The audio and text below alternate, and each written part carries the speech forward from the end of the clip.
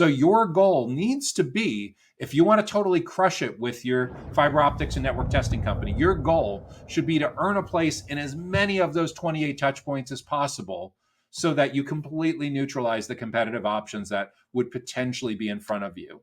A lot of people that invest aggressively in field and event marketing are doing awesome, but that's still, each event is really only one touch point. So even if you see that person 6 or 9 months later, that's 1 or 2 touch points out of 28. What are you going to do to make sure that you stay in front of them? Because it's highly unlikely that what they talk to you about is going to neatly wait till 12 months from now when they see you again at that same event a year from now. That's crazy, right? Hello, I'm Joshua Feinberg from DCSMI, the Data Center Sales and Marketing Institute. We are all about elevating the role of sales, marketing, and go-to-market GTM professionals in the growth of the data center industry. And I want to welcome you to this week's Data Center Go-to-Market Sales and Marketing Q&A live stream, where each week I tackle some of the biggest challenges that are raised across the entire go-to-market team throughout the data center industry, the data center marketplace. This includes marketing, sales, customer success, sometimes known as account management, product, channel partnerships, and executive sponsors. And it ripples throughout the data center operators, the data center providers like colocation, wholesale, hyperscale, edge, and modular, out through to the technology companies that sell to or partner with data center companies, as well as facilities related companies that sell to or partner with data center companies. And who could forget real estate, investment, and construction companies in and around the data center industry. And coming around third and heading for home, we have the sales and marketing ecosystem that provides outsourced services to the data center industry, the data center ecosystem. If you want to make sure that you stay on top of all of the new resources and events that we're producing here at DCSMI, make sure that you subscribe to our weekly data center sales and marketing newsletter directly on the DCSMI website. You can just go to our homepage at www.dcsmi.com. So what is on the agenda? What are we going to be tackling in this week's Data Center Go-to-Market Sales and Marketing Q&A? First up, we're going to look at how a data center related fiber optics and network testing company can get precisely to the right buyer personas. After that, we'll turn our attention to how a data center design, support, and pre-construction services firm can get in front of designers. Next, we'll look at how a data center market intelligence company can better define its target market. After that, we'll take a quick break from our sponsor. And when we come back, we'll look at how a data center operations management and design firm gets enterprise customers onto the cloud. After that, we'll talk about how to grow revenue for designing, building, optimizing, and maintaining data centers. And as we head down the home stretch for this week's Data Center Go-to-Market Sales and Marketing Q&A show, we will talk about how a data center services company can enter new markets. So first up this week, let's start with how can a fiber optics and network testing company get precisely to the right buyer persona? Awesome question. Let's start by dispelling the myth that there actually is a right and a wrong buyer persona. Because what's right for your company, what's the correct buyer persona for your company, may be completely wrong for a direct competitor, indirect competitor, a non-business model competitor of your company. So right, R-I-G-H-T, is really all relative. But we want to get the correct buyer persona for your company. So with that in mind, we need to get product market fit right. Just to make sure we're on the same page, a buyer persona is a semi-fictional representation of an ideal stakeholder that your company sells and services to based on actual research and some select educated speculation. And when you do this right, and buyer personas, by the way, are people, not companies.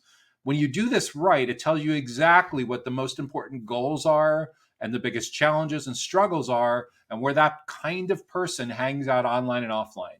When you get the consensus on that, it becomes so much easier for you to figure out a strategy, a content strategy for being a subject matter expert, a teacher, a consultant, a trusted advisor, thought leader, it becomes so much easier to use that as the directional growth engine to help a company like yours in fiber optics and network testing get precisely to the right buyer personas.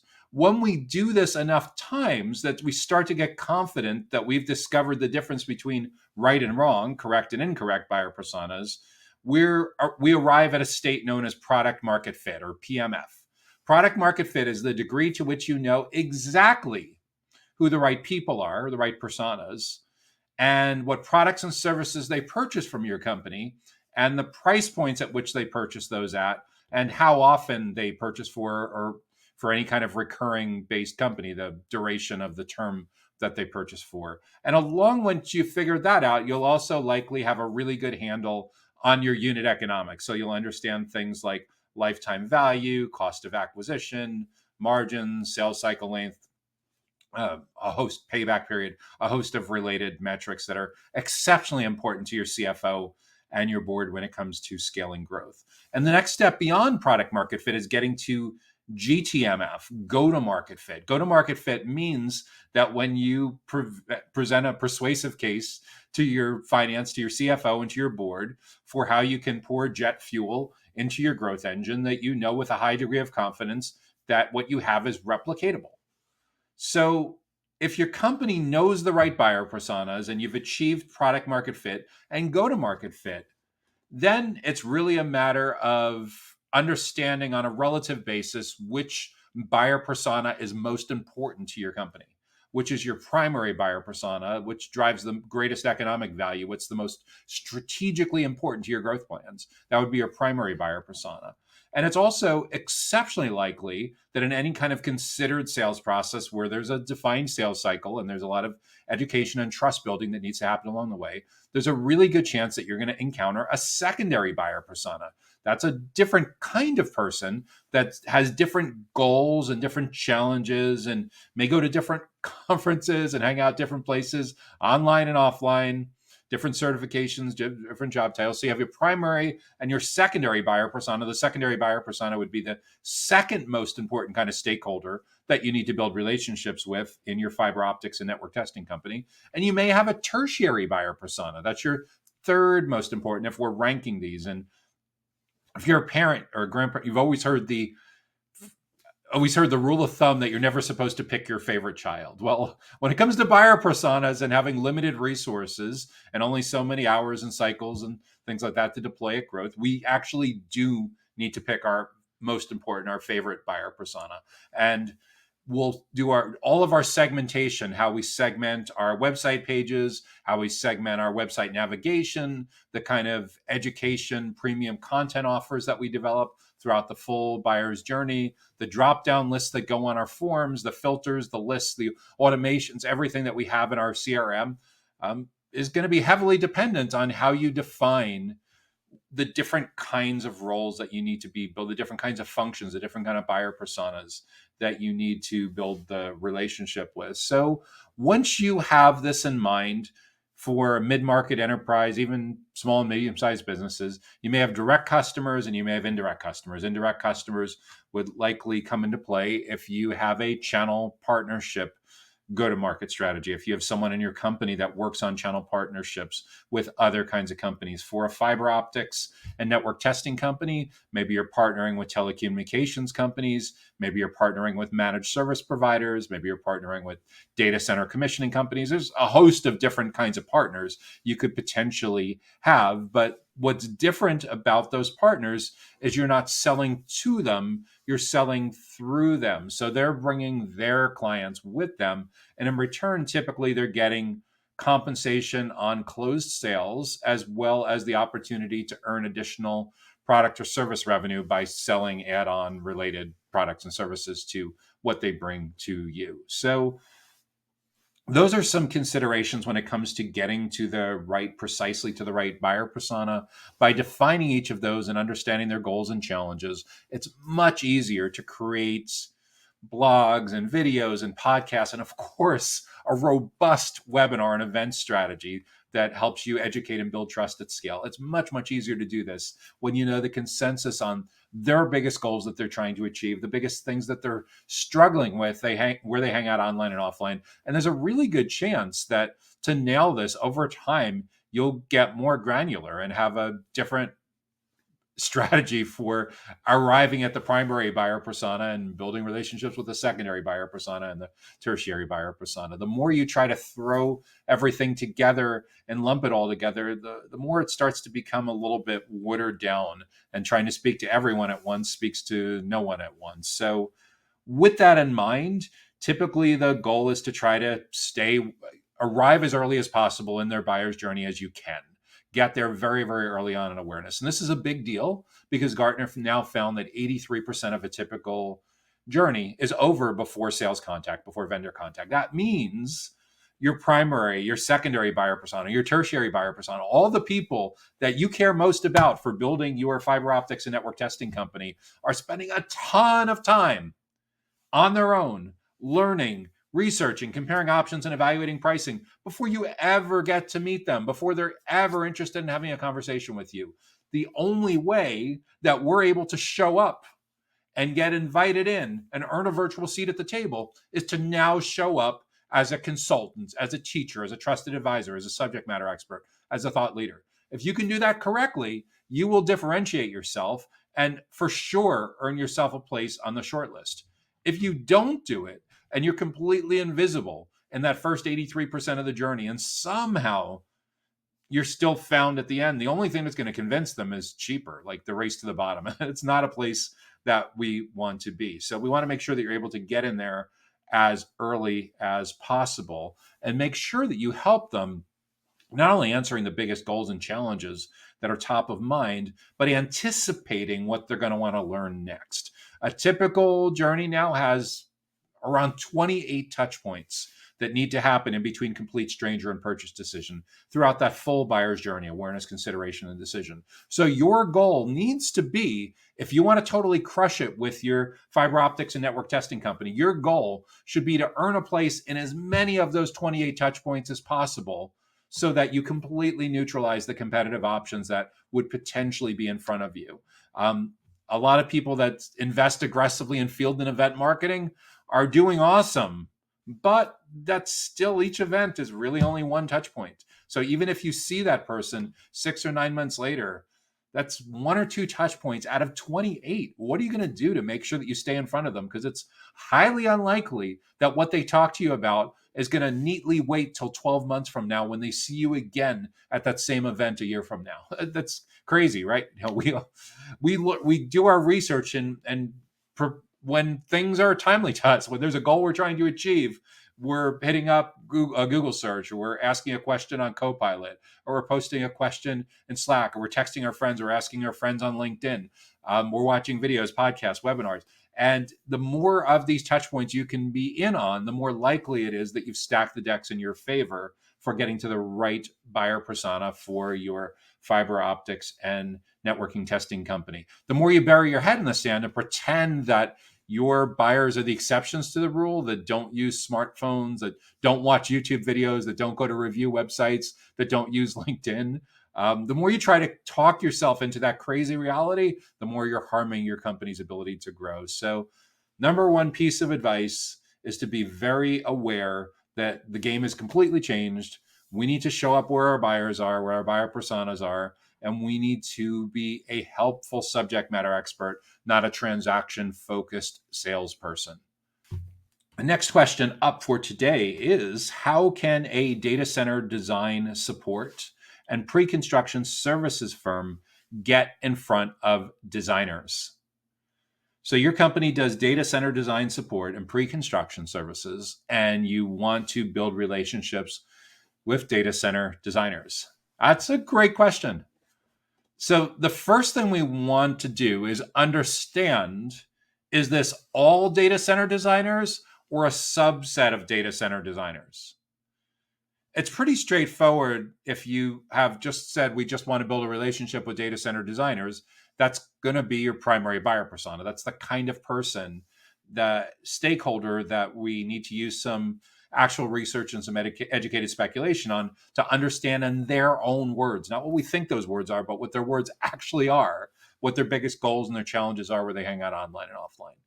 Given that we figured all of that out and we're going to use that customer insight to create incredibly valuable, remarkable content and events experiences, given that we figured all that out, we need to figure out at a company level where these designers work. And that's going to allow us to back into our ICP, our ideal client profile. And in our ideal client profile, we're going to figure out first at the highest level, what's the geographic region that these data center designers work within? And that's really a function of what your company can do, what geographic region you can actually cover. Is it a regional area where you're located? Is it the entire country? Is it a group of countries? Is it an entire continent? But the first thing that I'd encourage you to nail down when it comes to data center design support and pre-construction and how you can build relationships, get in front of the right designers, is to define where those designers reside, where their companies are based, where their projects are based, where they're based. Next, is there a certain company size that's a really good fit for your design support and pre-construction services? Think Goldilocks. Is there a company that's too small to afford your services? And is there a company size that's so big that the sales process, the politics that are involved would be insane, and it would still be very likely that they would have an in-house counterpart, an in-house team that does this design support and pre-construction services? So first answer at the company level, what's the geographic region? Second, what's the company size? And third, what do you know about their business model or the industries that they're located within? Once you have figured out those 3 or 4 factors, you're in a great position to intersect your buyer persona, your design, the data center designers, with the actual company and go about building an effective go-to-market plan for attracting, engaging, building relationships, nurturing with these data center designers who at some point are going to need design support and pre-construction services. And the key thing to bear in mind is the at some point is the key to unlocking all of this. What does that mean?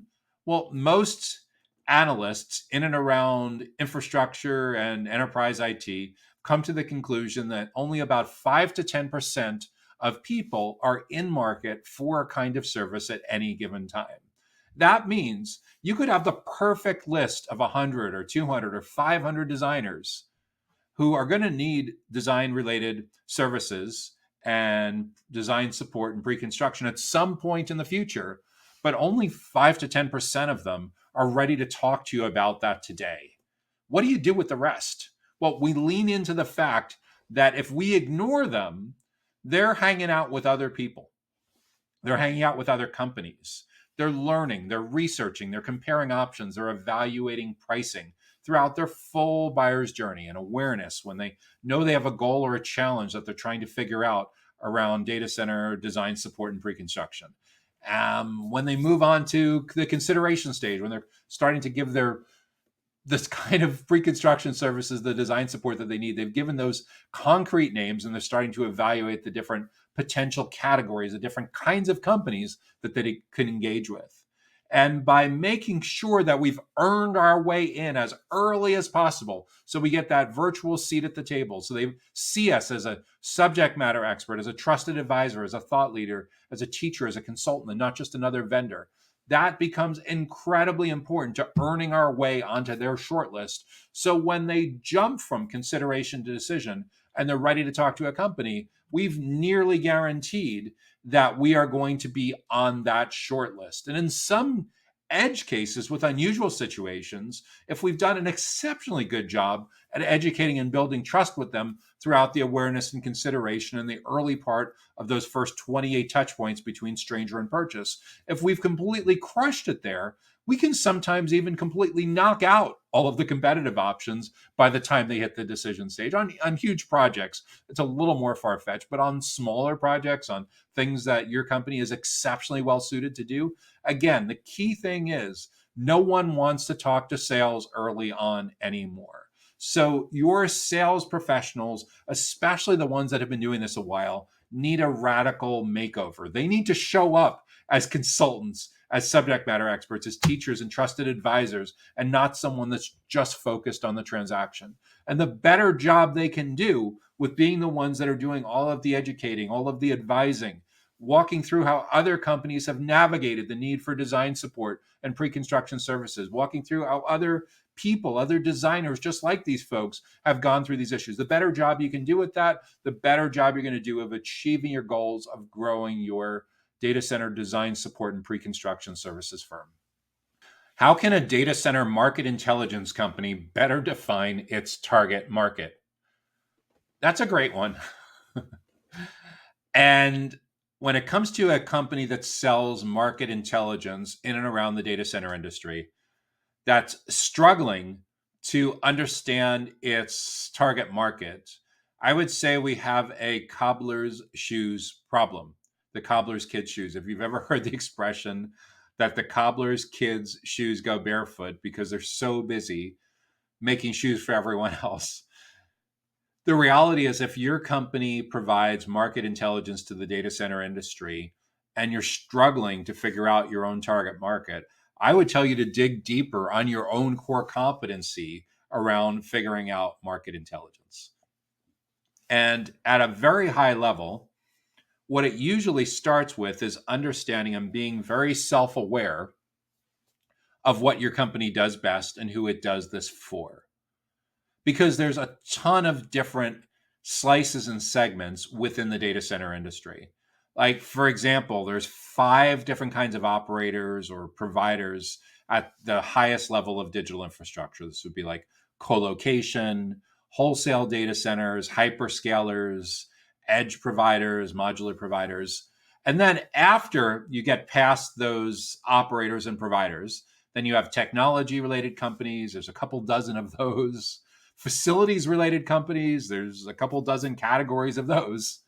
You have real estate and investment related companies, you have construction related companies, and then we have the category that your company resides within that provides market intelligence. We have outsourced sales and marketing related companies that operate in and around the data center industry. So when it comes to your target market, you need to figure out why your company exists. What's the job to be done that you're looking to do? The job to be done is a framework that was popularized by the late Clayton Christensen, who was a professor at Harvard Business School, to define what it is that your company actually does. What is the job that clients hire your company to do for them? And when they do that, by extension, they're making a decision to fire the other alternatives that are in front of them. So once you truly understand that, it helps to get you to the point where you start to see some pattern recognition when you look at your reviews, your testimonials, and your case studies. You see certain things in common that each of those have. And from there, you can back into creating your ideal client profile at the company level. And then you can figure out within those kinds of companies who are the most important stakeholders that you need to be building relationships with. You're the buyer personas, and then prioritize which is the primary buyer persona, which is a secondary buyer persona. There may even be a tertiary buyer persona. So when it comes to better defining your target market, first understand which parts of the data center industry that you're going to sell to and service. And a lot of that will depend on your internal capabilities. You're selling to operators, technology companies, facilities companies, real estate investors, construction companies, or other sales and marketing companies. You can do all of the above, but you may not be able to be exceptionally well skilled at all of the above. So that's kind of at the ecosystem level. And then there's certainly a geographic component to it. Is your company truly able to do global market intelligence, or does it make sense to establish a beachhead in your main country or main region, main continent first before you consider expanding? So you have like a geographic component, you have a business model component, and there's likely a size component.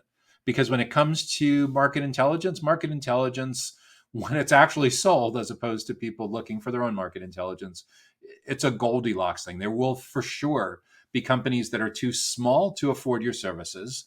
And there are companies that are so large that it's far more likely that they'll head they'll have a team of people internally who can do this, perhaps even at a more elite world-class level than you're able to do this. But again, defining like what's the band of in terms of employees or in terms of revenue that's just right. That's the right size. That's not too small, but not too big. When you define those, you'll better define your target market. And with all of this, keep in mind that people are making all related decisions having to do with market intelligence and outsourced sales marketing, anything and everything having to do with the data center very differently today than they did as recently as 10 years ago. Gartner found that 83% of a typical journey is over before you get to meet a prospect. All the researching, comparing options, and evaluating pricing is happening without you being in the room. So the most important way for you to earn your way into the room as early as possible in the journey so you can stay with them throughout those full 28 touch points is to show up as a teacher, a trusted advisor, a subject matter expert, and a consultant. Undoubtedly, you have a ton of expertise internally. The battle that most companies like yours will go through is deciding what should be paid and what you can afford to sample and excerpt and give away for free. I can't make that decision for you, but I can tell you for sure that if you want to earn your way in as early as possible in the journey, there will almost certainly need to be some sampling and some excerpting that happens from your market intelligence so that you can show up as early as possible as the teacher, as the subject matter expert, as a trusted advisor, as opposed to being locked out of 83% of the buyer's journey. So those are some considerations that I would think about for a data center market intelligence company that wants to better define its target market. With that, we're going to take a quick break and message from our sponsor, and then we'll come back with the second half of this week's show.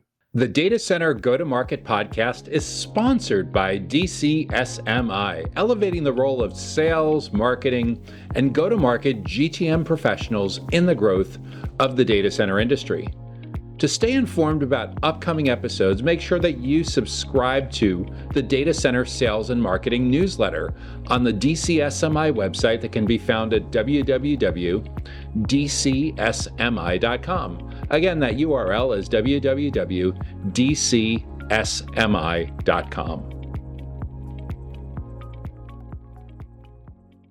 Hey there, it's Joshua Feinberg from DCSMI, the Data Center Sales and Marketing Institute. We're all about elevating the role of sales, marketing, and go-to-market professionals in the growth of the data center industry. And you are tuned into this week's Data Center Go-to-Market Sales and Marketing Q&A live stream, where each week I tackle a handful of the biggest challenges that are faced by sales, marketing, customer success, product, channel partnership, and executive sponsors in and around the data center industry. Next question up that we're going to tackle for this week is, how can a data center operations management, and design firm get enterprise customers on the cloud? How can a data center operations management and design firm get enterprise customers onto cloud?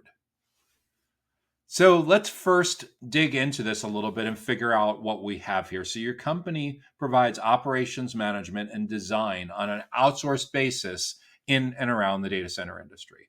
Design is very commonly outsourced. Operations sometimes is outsourced, sometimes it's done internally. So the first question at a high level is, are these two parts of your business, operations management and design, sold together, marketed together holistically to the same exact customer base, client base, or are they typically sold to different kinds of companies, the operations management and design? Naturally, design tends to be needed pretty early on in the life cycle of building a new data center, but becomes way less important once that data center is up and running, right? And operations isn't especially important before, shovel hits the dirt, but becomes way more important once the data center is commissioned and up and running. So it is theoretically possible that it's the exact same company. It's just, if that's the case, you probably would introduce yourself as a data center design and operations management firm if you're following the natural order that a life cycle would actually progress, right? So at a high level, are these two different divisions of your company selling to a different client base, or are they one singular holistic company selling to the exact same client base? So when you look at your CRM, your customer relationship management system, when you look at your success story, your case studies, when you look at your ideal client profile, are they all one and the same? Let's to keep it simple, let's go with the idea here that they are all one and the same, that there's a single ideal client profile, there's a single set of buyer personas that we need to engage with um, at getting these enterprise customers to the cloud. So, what's also really important to unpack there is enterprise customers typically infers that you're not selling to outsourced data center operators. So co-location providers are not part of your ideal client profile. Wholesale data center providers, maybe, but probably not quite as common. Hyperscalers, sure, they need operations and design, but they're probably not outsourcing very much of that. Again, it depends on how specialized your company. Edge and modular. So the outsourced provider, the outsourced operator, the outsourced company is typically going to look at this a little differently than an enterprise customer would, who's taking an entire facility or multiple facilities each time they do this, because they're not looking for co-location. So, but you're talking about trying to get them to the cloud. So it's a little bit of an interesting conversation. So you're designing data centers, but you're trying to get customers to the cloud. So you're doing private cloud. Um, are you doing hybrid cloud where they're doing a little bit of co-location, or maybe having some of their own data center mixed with some private cloud or some multi-cloud stuff? A little bit tough to really get my mind around exactly what your business model is here. But at a high level, assuming that you have an established business, an established book of business, and when I go to your website, I see case studies of the kinds of companies you work with in the past. You have an ideal client profile, and you've defined that ideal client profile, so you know what's too big and what's too small. You know where these enterprise customers are located. And as I was just referring to a few moments ago, you know their business models. They're probably not co-location providers or edge or modular companies. They could be hyperscalers, they could be wholesalers, but more than likely these are actual end customers, enterprise end customers. In most cases, huge companies, because they're companies that have said, well, we know co-location is probably more cost effective, but it's not flexible enough and it doesn't meet our needs. So we want to go do our own thing. So by definition, when we talk about enterprise customers, this isn't a loose definition of enterprises. This is likely Fortune 1000 kinds of enterprises, like multi-billion-dollar companies. And by the nature of that, it is a much larger ticket sale. It is a much longer sales process.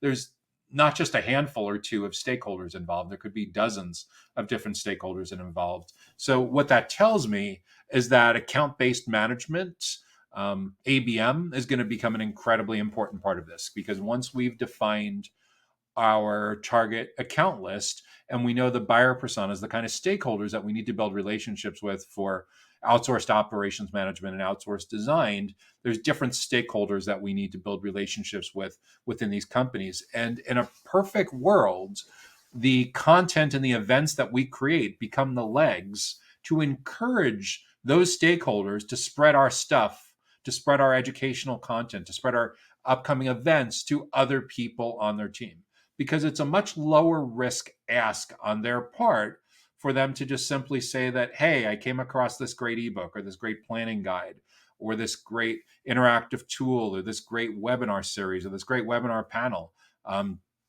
They register for that, and you kick back a really simple email automation with the kind of tech that's been around for 10 or 20 years and said, hey, Bob, we know that when it comes to data center operations and design, it truly takes a village. It's very multidisciplinary. There's typically people from infrastructure and cybersecurity and audit and compliance, whatever. You list out the 6 or 8 or 10 different finance. You list out the 6 or 8 or 10 different kinds of roles or kinds of teams that are typically involved in some kind of research and decision-making process around operations management and design. So with that in mind, Bob, is there anyone else on your team that ought to also be reading this guide, or that should also attend our upcoming webinar? If so, simply hit the forward button and a line or two about why it's important to them and encourage them, because teams that learn together grow together. So you'd be shocked at how that simple low-tech thing of attracting someone in from the right company gets them to spread the word among their peers, their boss, their diagonals, their counterparts in other departments who they think could also benefit.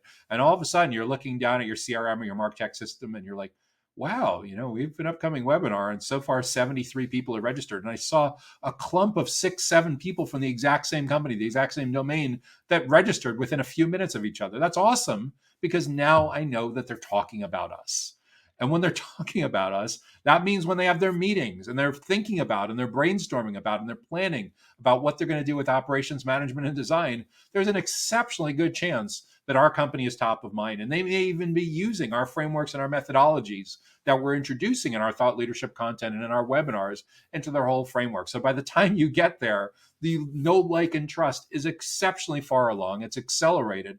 And you've made sure that your content and your educational events has earned your virtual seat on their side of the table throughout awareness and consideration. So when they're ready for decision, when it comes to talking about outsourcing ops management, when it comes to outsourcing design, you are very, very far embedded into that company. And you've already done a lot of the heavy lifting with earning and building trust with that potential enterprise customer. When it comes to cloud, that's just simply a decision that you'll need to make in your content and event strategy by the nature of what they care about, what each buyer persona cares about, their biggest goals and challenges at the intersection of what you want to do with cloud. So yeah, naturally, you'll be creating some downloadable content and webinars and podcasts and videos and other kinds of tools and that educate and build trust at scale around what it is that you want to do with those customers at cloud. But you need to understand that cloud is probably what they're going to come to the conclusion that they're thinking, or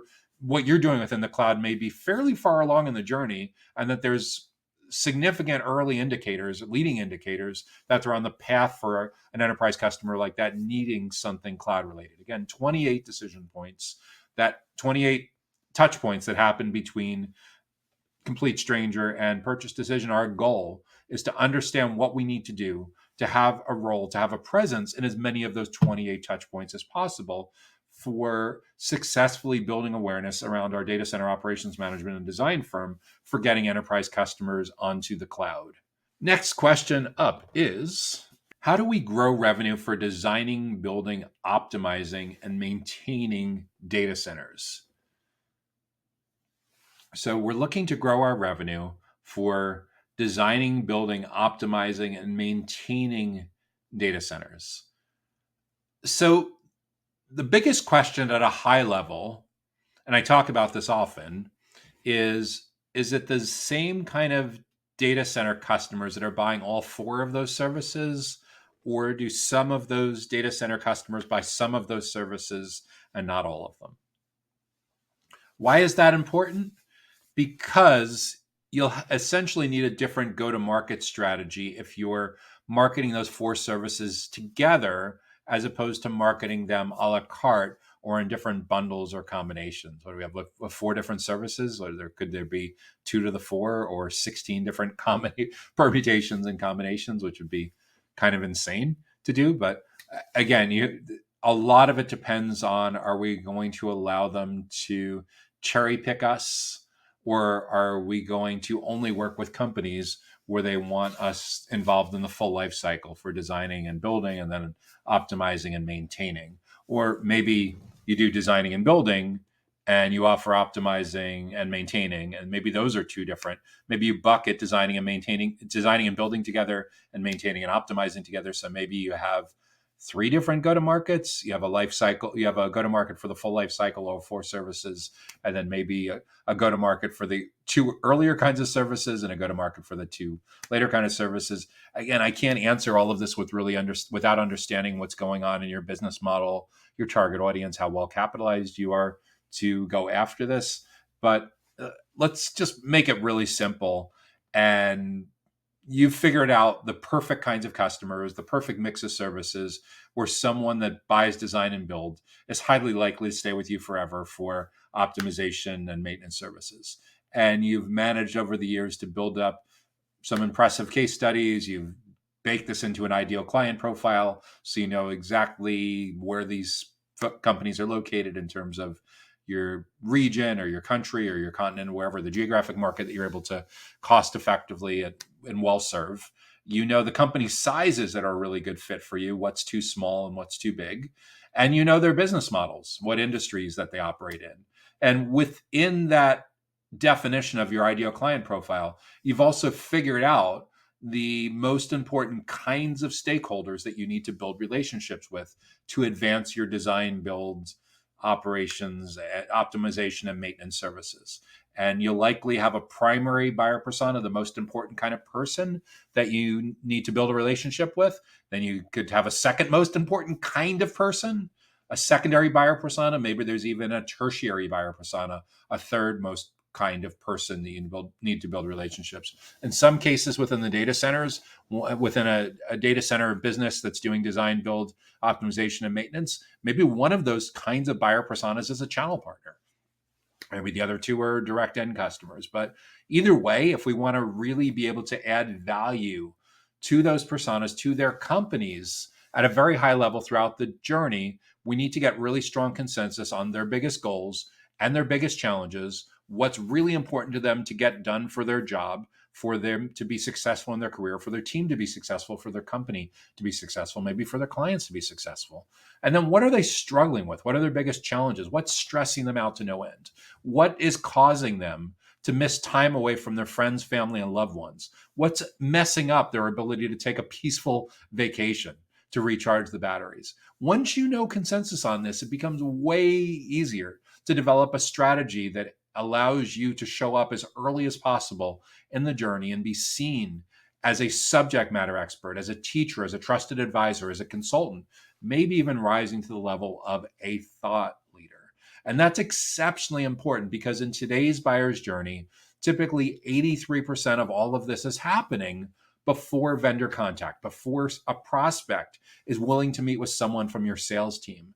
So the repositioning that needs to happen for a company like yours that does design, build, optimization, and maintenance, the repositioning that needs to happen is especially your veteran, senior, highly experienced sales team members need a makeover. They need a makeover so that they show up now early on as the consultant, as the teacher, as the trusted advisor. And even some of the more junior members on their team, what they essentially become is the best tour guide or concierge on the planet at helping prospects navigate the great educational content resources and events experiences that you're deciding to create, because it's exceptionally important for you to grow these relationships throughout the full life cycle, the full journey. So by the time someone is ready for contact with your sales team, you've already educated and built trust with not just that person, but the full committee, all of their colleagues, their boss, all the diagonal people and adjacent people within their company. And how does that happen? Well, create great content, create events experiences, and it becomes a very natural ask for the people that are registering, converting, to invite their colleagues to come along and participate and learn from this stuff as well. It's so much lower risk on their part because they're just passing on this great resource. They're not specifically recommending your company yet, but it's incredibly important to indoctrinate that person and indoctrinate their colleagues about your way of approaching design, build, optimization, and maintenance. So by the time they show up at your doorstep, you've already done a ton of the heavy lifting and stacked the decks in your favor. Final question for today is, how can a data center services company enter new markets? How does a data center services company enter new markets? It's a terrific question. And it's one that I actually get quite often. Where I get that very, very often is being US based. I get a ton of companies, especially from Europe and Asia, that have had some success or a lot of success in their region, and they're looking to enter the US market. But I've also worked with quite a few US based companies that want advice on entering the European market. Or I've worked with companies that are in one particular country and they want to expand to other countries and expand to other markets. So there's a couple of different things that happen at a very high level. Usually, first and foremost is, do your services, your data center services, are they conducive to delivering in multiple geographic markets? And the definition of what a market is, it actually could be a lot easier to expand, or it could be a lot harder to expand, depending on the nature of what that market, that new market entry is. Like, for example, let's say that you're a data center cleaning company. That would be a facilities services company. Or maybe you provide some kind of managed services to data centers, obviously, two relatively different kinds of business models. And let's say you're located in Northern Virginia, one of the biggest uh, data center markets on the planet. And historically, your company's 5 or 10 years old, and you're like, you know what? We've done really, really well. I sense there's an enormous opportunity with all the investment that's coming into the data center industry in the coming years, having to do with uh, updating and repurposing and rebuilding all of the infrastructure to support artificial intelligence and high performance computing. So it's time for us to go national. And we want to first get a presence in the other four major data center markets. So we have our beachhead that we've had for 5 or 10 years in Loudon County in Northern Virginia. But we also want to get a presence in Dallas, in Chicago, in Northern California, New York. Like we want to have, it's super, super important that we have a presence in these primary markets. And then we may even go into secondary markets. We may have our eyes on like Phoenix, LA, Salt Lake City, Portland. It could be tertiary markets. And it's obviously everyone has a slightly different definition of what secondary versus tertiary is. But that would be a different kind of entering of new markets. Why? Because the regulatory environment can be a little bit different across state lines, but the cultural issues, the staffing issues, the travel issues are far easier than a US based company that says, oh, okay, all of a sudden we want to start with getting an international beachhead in Dublin or London or something like that, or a company that's in London that wants to be able to sell throughout the European Union or throughout APAC or throughout Africa or something like that. So the nature of your new entry and how radical of a change it's going to be definitely dictates how aggressive your plans are on the services side, from someone wearing the hat of the product manager, and accordingly how radically different your go-to-market needs to be in that place.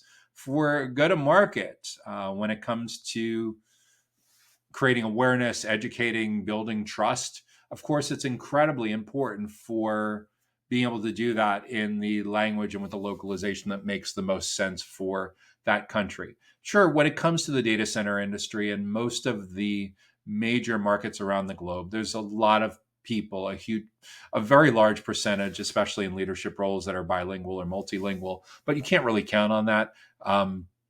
If you really want to resonate, if you really want to build deep roots in that community, and there's language barrier issues, you'll almost for certain need to find some local talent to help with the business development capabilities of entering new markets. But first, you really need to define what these new markets are and how big of a change it's going to be. Are you going to provide the exact same services? You need some localization and translation? Are you hiring local reps, local distributors, local what have you, feet on the ground from both a sales and a services capability? I've seen quite a few companies that tackle this with channel partners in those specific regions. And in some cases, they recruit a number of channel partners to cover a specific region. In some cases, they agree to give a specific kind of distributor or manufacturer's rep or reseller or integrator or something like that, an exclusive on a certain region in return for certain kinds of commitments on their part. There's a lot of different ways to play this. But at a high level, one of the more interesting things that I would encourage you to do is to size up what the addressable market looks like using some really basic tools. Like, for example, if you know your ideal client profile and your existing market pretty well, and I sure hope that if you're looking to expand into new markets, you do have your ideal client profile defined in a Google Doc or something like that, and it's very concretely defined. Take that same ideal client profile, go to a tool like LinkedIn Sales Navigator, go and pull up your accounts list, and then make one very small change to that accounts list. Go into geography and switch out your current geographic parameter for your planned geographic parameter. Like, for example, let's say you have your ICP perfectly defined and you're looking at a search query and of accounts in Sales Navigator, or maybe even leads in Sales Navigator.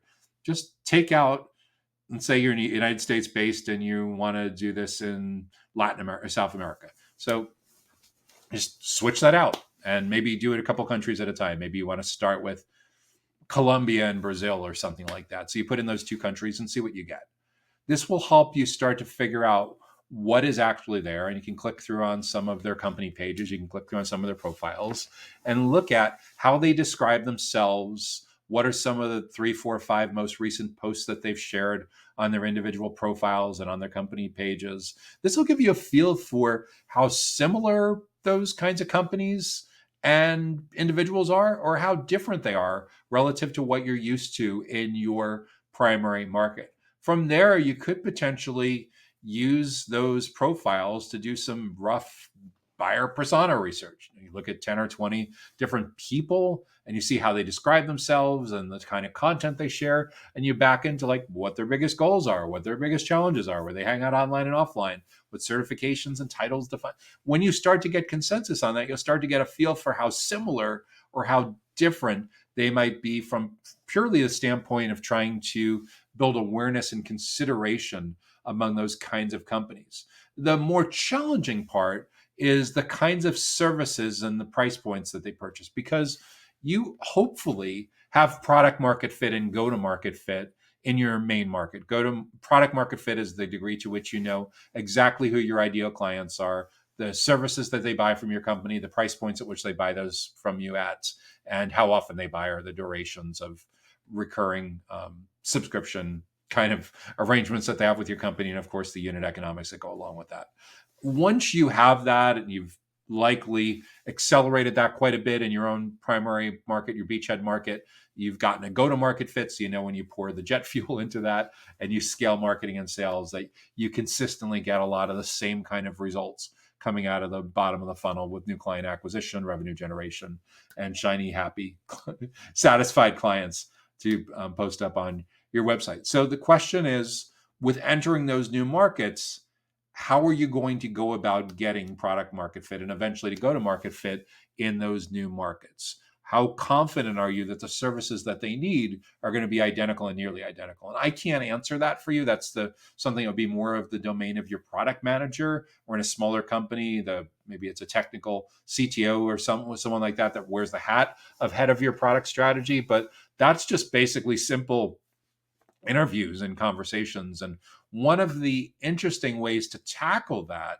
I'm a big believer in like double and triple dipping on that. So you could have individual conversations with talking with people at conferences and events. You could set up Zoom calls. But what I like to do is I like podcasting. I think podcasting and webinars are a super cool way for you to be able to gather this research at the same time that you're creating evergreen content and collaborating on this great piece of content that you can both proudly share, that kind of cements the beginning of your relationship there. But essentially you get the chance to talk to them about, so what's going on in your data center? How did you get to this place? What are some of the biggest goals that you're trying to achieve? What are your objectives and key results look like for the current quarter and next quarter after that and the next year after that? What are you struggling with the most? What are you finding most challenging? How are you addressing those challenges? What kinds of companies have you worked with in the past to help you at different parts of your data center? And again, you could do this in a private conversation. You could do this through a podcast. You could do webinars where you're asking some polling questions around this. You could do LinkedIn polls. You could do polls on your YouTube channel. There's a lot of different ways to get at this research, but there's like the product manager kind of research that helps to define if the services that you provide in your primary market are going to be the same services that you're going to provide in this new market, or if they're going to be different. If they're going to be different, then you have some significant work that you need to figure out before you even start really trying to go to market in this space. So those are some of the basic considerations that I would be thinking about for a company like yours, a data center services company that is looking to enter new markets, is how similar the services are going to be, how similar the kinds of companies that you're working with in those new markets are going to be. And once you have some clarity on that, then yeah, you're in a great position to go build out, define your ideal client profile in that new market, define the buyer personas in those new markets, start creating content and events experiences. I'm a huge fan for webinars and the offline versions of webinars, which would be you traveling to that new market. And instead of having a few dozen or a couple hundred people on a webinar, you could start this even relatively low budget basics things with a couple dozen people that are in a conference room or in private room at a restaurant or hotel, or in the edge of the classroom at a data center that you want to work with, or a company that you're partnering with. And instead of you running the content on Zoom or GoToWebinar on 24, something like that, you're doing the slides on the TV or on the projector screen in the room, and you give your attendees 20, 30 minutes for having some breakfast or lunch and networking when they first arrive. You do your content for 30, 45 minutes, whatever it is. You open it up for Q&A, leave plenty of time afterwards for people to network and socialize afterwards, including your team cross-pollinating with potential clients and potential channel partners. These are all the different ways that I would look to build a plan to see the viability and to be able to forwardly execute, forwardly implement on a company that provides data center services on an outsourced basis entering new markets. So that is the final question that we have time for in this week's Data Center Go-to-Market Sales and Marketing Q&A live stream. I'm Joshua Feinberg from DCSMI, the Data Center Sales and Marketing Institute. We are all about elevating the role of sales, marketing, and go-to-market professionals in the growth of the data center industry, regardless of whether you're from a data center operator like a colo, wholesale, hyperscale, edge, or modular, or whether you're from a technology, facilities, real estate investment, construction, or sales and marketing related company. If you want to keep up with the latest resources that we're creating to help people just like you, make sure that you subscribe to the Data Center Sales and Marketing newsletter that comes to your email inbox every Sunday directly on the DCSMI website. You can just go to the homepage at www.dcsmi.com. Until next time, I'm Joshua Feinberg, and I wish you great success in growing your influence within your team, within your company, and within the data center industry. Take care now and have a great week. The Data Center Go-to-Market podcast is sponsored by DCSMI, elevating the role of sales, marketing, and go-to-market GTM professionals in the growth of the data center industry. To stay informed about upcoming episodes, make sure that you subscribe to the Data Center Sales and Marketing newsletter on the DCSMI website that can be found at www.dcsmi.com. Again, that URL is www.dcsmi.com.